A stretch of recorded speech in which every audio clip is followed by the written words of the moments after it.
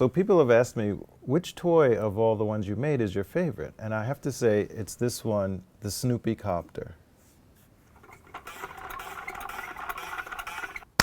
My name is Khipra Nichols, and this is my take on toys. I'm an industrial designer, and I'm also a professor at Rhode Island School of Design. I designed toys at Hasbro for 20 years and 2 months, exactly.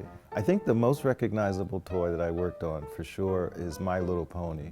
My little pony, my little pony, tie a ribbon to show how much I care. One of the fun things about doing a play set for My Little Pony is that you get to design all of the little accessories within the play set. I came up with the idea of having a baby dragon. Wow, purple spiky things. And so Spike became the baby dragon friend of Majesty, who's the pony that comes in the My Little Pony Dream Castle. So one of the fun aspects of the feature for Spike is that he gets to ride up and down in this little basket. And I have to admit, the inspiration for this feature came from watching the movie Rear Window.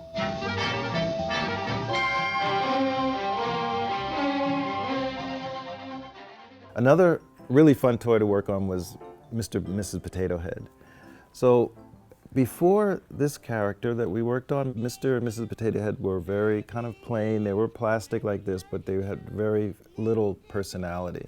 And so we had the job of, bringing freshness and more life and animation into the characters. Mr. Potato Head, I made you. It was my idea to have this little hatch, and it was inspired by the Dr. Denton onesies that toddlers wear that have a little flap in the back when they're learning how to potty train. And so this just opens up and it's plenty of room to put the parts in.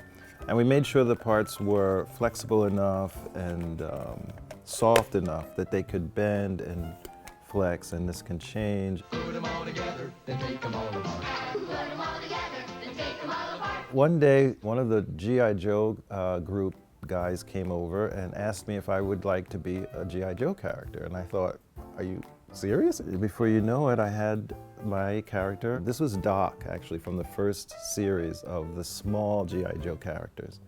Probably 1982 was when this came out. Toys are important because this is how children start to understand the world that they're in. So imagine a toddler sitting in a wading pool, and you give him a block, a wooden block, and then, they kind of splash it in the water, and it floats to the top, and they get very excited about that. And then when you hand them something that doesn't float, they put it in the water right away, and they do the same thing, and it doesn't come up to the top. And so what looks like play, and it is play, is also discovery. So one day I had a prototype for a toy, and I had the opportunity to sit next to an 8-month-old who was going to teach me about the human factors of the toy. Did I get the shapes right? Did I get the size correct? Is it going to be fun for the child? So I sat down next to the child and I took the toy out of the box.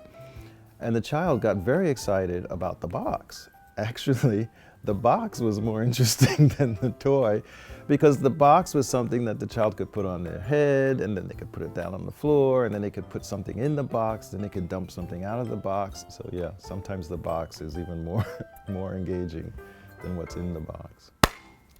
I'm Khipra Nichols, and this has been my take on toys.